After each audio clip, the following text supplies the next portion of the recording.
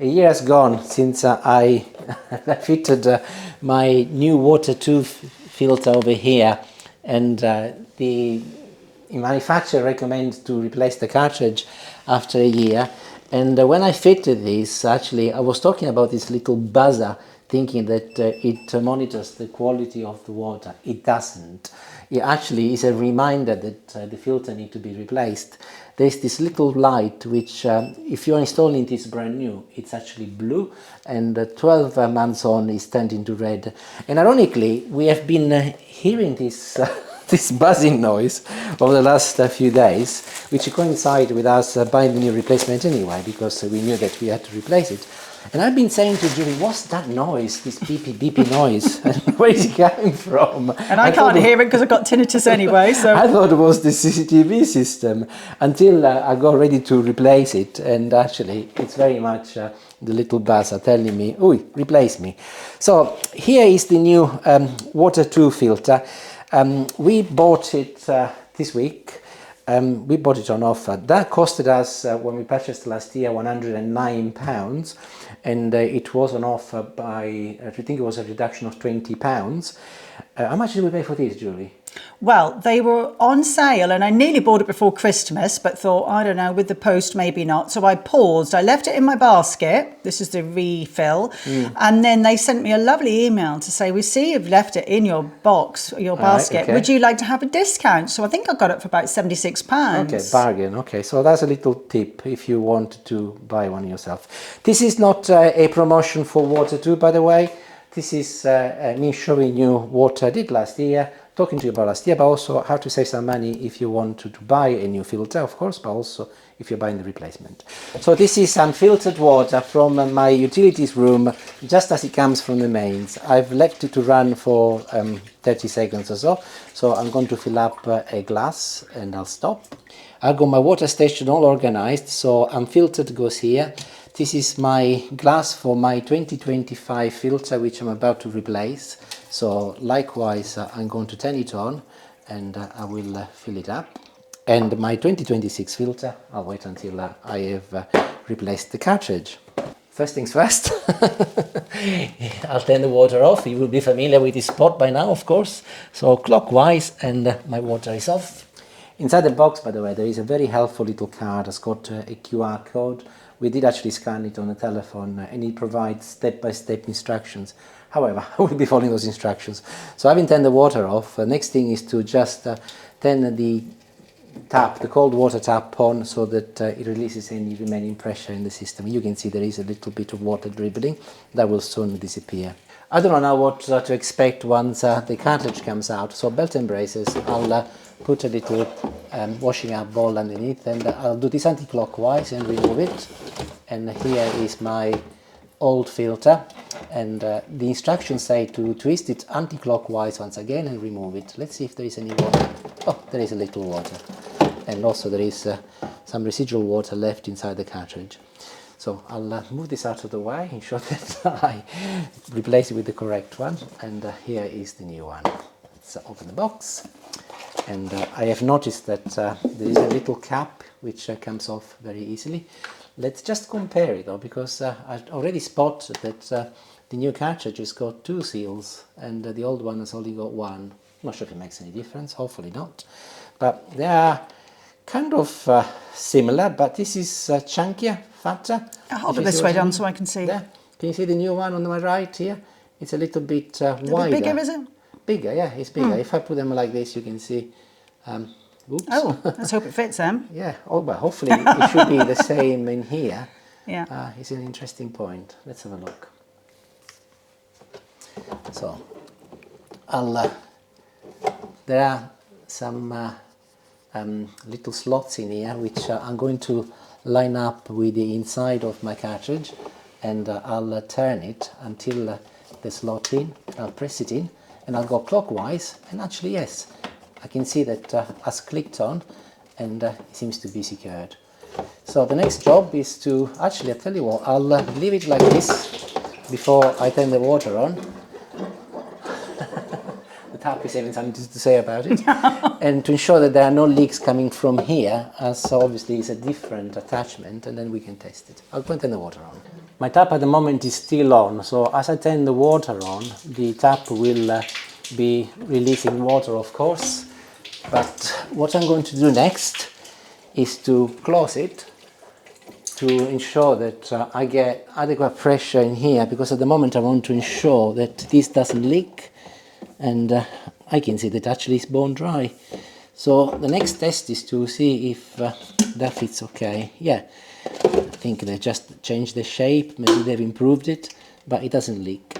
So I'll put this in place, I'll remove my bowl, and this can stay here now, and I'll open the tap for about 3 minutes.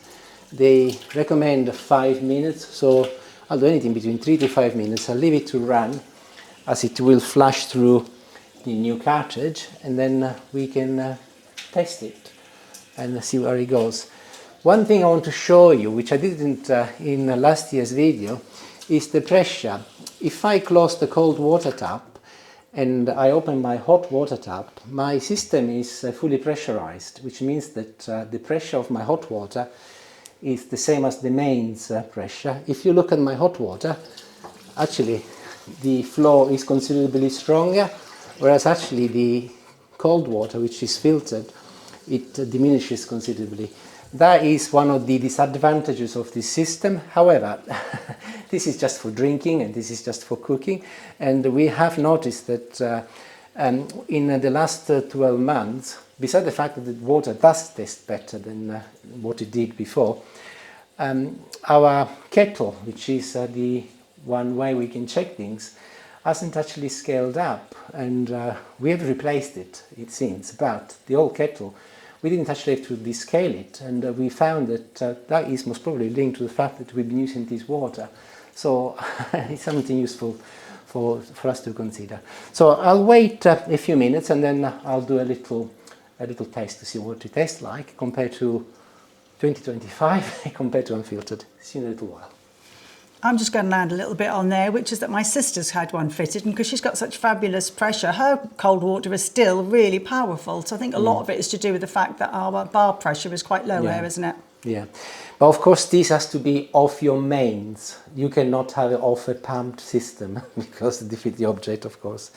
But I think it has served us well, really, in the last 12 months, and the pressure is not great, but for washing up and for cooking is perfect. And that is all I use for cooking on my Tortellino Time channel. So I'll leave it now. See you in a little while. Nearly there, but before I put everything back together, I want to talk a little bit about this smart buzzer over here. And we were wondering, obviously, how do you reset it? And I have to say, a little bit of feedback to the manufacturer, make the instructions a little bit clearer, because actually neither in the capsule that we have received or indeed in the QR code it mentions it. But we looked it up, and it does actually say on some websites that by holding it and keep holding it until it beeps and resets, then it'll change back to a blue color. So I'm going to try that. First of all, if I press it once, you can see it's red, indicating that replace me, and I'll now press it, and I'll keep pressing it until I hear a beep, and it should change to a blue color. Let's have a look. It did actually go beep, and there it is. Oh, there we go. Yeah. So that's what you need to do. So this is not driven by the quality of the water. It is driven by time. So 12 months from now, it will make the same noise again. I'll think it's again the CCTV system, and I'll be asking Julie, what's the noise? No, hopefully not. But that's how you reset it. And then you can actually come in here occasionally and just press it once. And if the light is blue, that means that if you forgot when you changed it, it's good to go. So I think it's been nearly 5 minutes, so time to taste. I'll get my glass and I'll fill it up over here.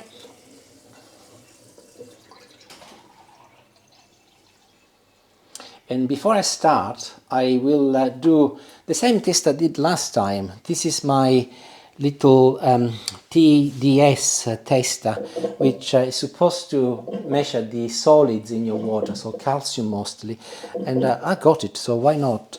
So let's go on the unfiltered to see how it compares with the last year. Very similar, 242 is the reading. The lowest the reading, the better. So let's move on to the 2025 filtered, the old filter, and see what that reads. Identical actually, 242, so no difference at all between unfiltered and the old filter.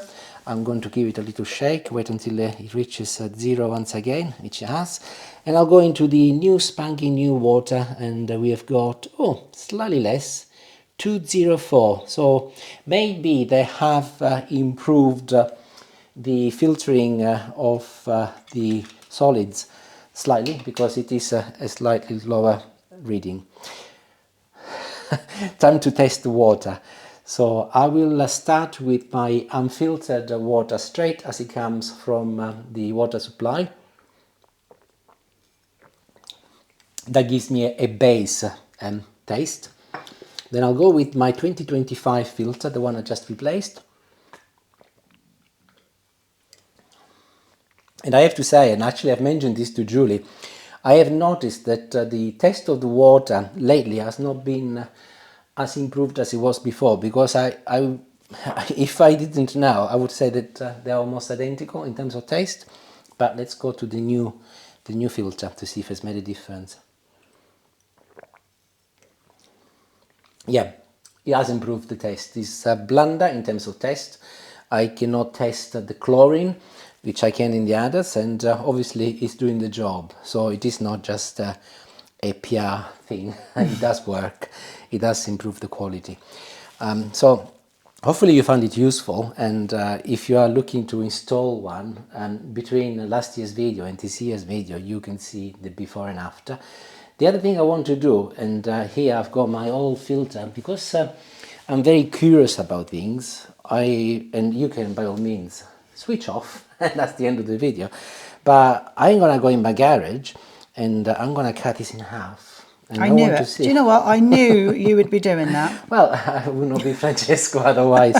I want to cut it in half, but rather than cutting in half like this, I want to see if I can cut it lengthways and see what happens on the inside, what look like on the inside, so we can see if there is a build-up of scale or whatever. I'm dead curious to see what has happened. It won't be scale, will it? It will be calcium, maybe. Sedimenty. Yeah. Who knows what we'll find? It's supposed to be microplastics and yes. yeah.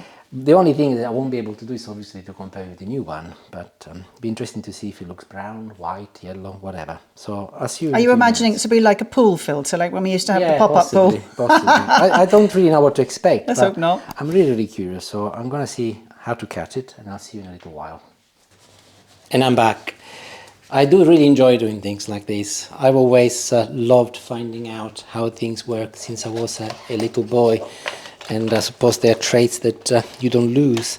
So if you're curious, don't stop. Just as long as you're safe. I did actually start cutting it with the hacksaw, but I very soon realized that I had to change a strategy, and I did actually use the grinder, as this is carbon and it is really, really tough.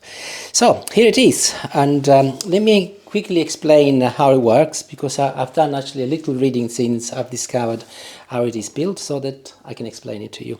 Hopefully I get it right, and maybe the manufacturer, if they watch this video, can correct me. So how does it work? Firstly, if I put it together once again, and I'll show you the top, you will see, it's not that easy now because obviously I have cut it in half, but there is an opening in here, and there is also a hole up here. So this is the inlet, and this is where the water comes out from, so the outlet. So water comes in from the mains into this opening over here, and let me tell you what actually happens on the inside, which is really clever and fascinating. So let's put this together. So water comes in, and it travels through this big carbon block. And it actually goes in from the outer part of the block, and it travels all the way to the bottom. But because the water is under mains pressure, then it starts finding its way towards the inner part of the carbon block. And what that does, it diminishes the pressure. That's why the water pressure is considerably lower because there is this big resistance coming from this big block of carbon, but also removes all of those impurities I was talking last year in the introductory video, and also the smell, the odors, and anything that obviously make the product what it is. So let's go back down here. Once it has done the job, the water travels to this bottom part and has got this fibrous material here. And this is a little bit like what you find in a filter if you've got a swimming pool, like even those little swimming pool water filter, where you replace them periodically. They would have been white at the beginning, and once you replace the filter say in a swimming pool, you will see after a few days that they turn grey and sometimes grubby, and then you either wash them or you eventually replace with new ones. Clearly these ones, they would have been really white at the beginning, and now they are grey and actually touching on black. Okay, admittedly some of the black is because of the dust I've created when I chop it in half, but it's not longer white. So the purpose of this filter, which is kind of secondary to the carbon block, is to remove any solid impurities left over from the first filtering process. So the carbon does the removal of all of the macro components and organisms, if you like. So by the time the water reaches the bottom part of the filter, it'll have been purified, but it might carry some solids, so it's more mechanical. And also there could be the odd piece of solid coming from the carbon, not visible to the naked eye because we're talking about really small particles here, but that's what it does. So it goes inside here, it does its job, and then it finds its way back through this little tube, which is effectively what I was showing you at the very beginning just now, and then it comes out from up here and into your water system, and then you are ready to use clean water. So actually it is a very simple design, very clever, but I also often say the clever things are the simplest ones, or the simplest ones are the clever ones, whichever way we want to look at it. And it works really well because I think it does the job. There are no chemicals, and clearly the carbon, I was expecting it to be maybe a different color, thinking that it might have been dirtier on the outside and cleaner on the inside, but I can see that it's black, so I'm sure that if I was to open a brand new one of these, it would look identical to these, because clearly the job here is much more at macro level than visible to the naked eye.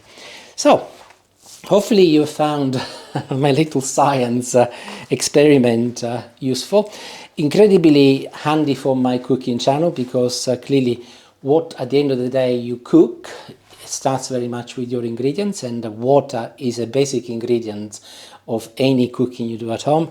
And to know that you're starting with something which is as pure or as clean and as odorless as possible, it's a good start. So yeah, I'm not promoting the product, I did say that earlier, but I like to show how things work, and sometimes if they're good, I will say so, and I think this is a good product. Thank you for watching, and let me know if you enjoyed the program or the little episode, and have a good day. Bye bye, and as I said before, happy drinking.